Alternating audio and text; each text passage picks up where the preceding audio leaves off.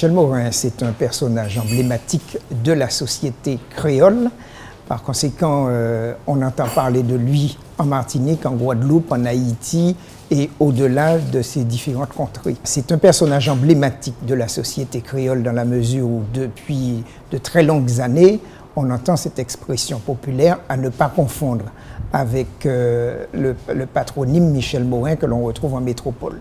Alors Michel Morin, son existence n'a pas démarré à la Martinique, mais contrairement à ce que l'on pourrait penser, on le retrouve dans une contrée de métropole, notamment dans un quartier résidentiel de Beauvais qui s'appelle Beauséjour. Ce qui caractérise ce personnage, c'est un homme à tout faire. C'est-à-dire que si on se base sur ce bedeau du village de Beauséjour, c'est cet homme qui voulait rendre service à tout le monde. Donc c'est parti d'une volonté déjà, d'une volonté de rendre service, si on peut dire, puisque c'est cet homme, on voit bien que sa fin tragique, c'est en voulant rendre service, en voulant dénicher ce nid de pie, qu'il connaît une fin tragique. Donc, pour revenir à la société martiniquaise, on se rend compte que le Michel Morin que nous connaissons, c'est celui qui veut s'extraire d'une situation d'exclus, qui va chercher donc à optimiser en quelque sorte ses qualités, ses aptitudes naturelles pour s'insérer socialement. Ce qu'il faut noter, c'est que dans la société martiniquaise, dans la société antillaise, on a tous les ingrédients justement qui permettront à Michel Morin de préexister.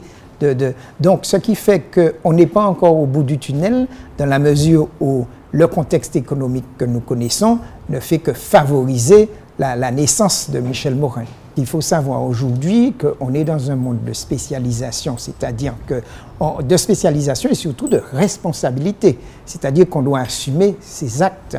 Par conséquent, le Michel Morin, s'il doit disparaître, je dirais oui, dans la mesure où il ne peut pas répondre de ses actes compte tenu de son statut en quelque sorte marginal de la société.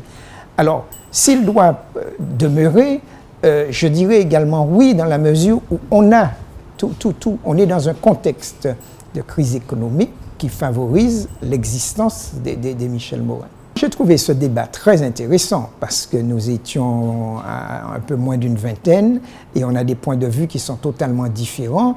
Par contre, on sent qu'il y a un point de vue commun sur le fait de justifier l'existence de ce personnage dans notre société martiniquaise.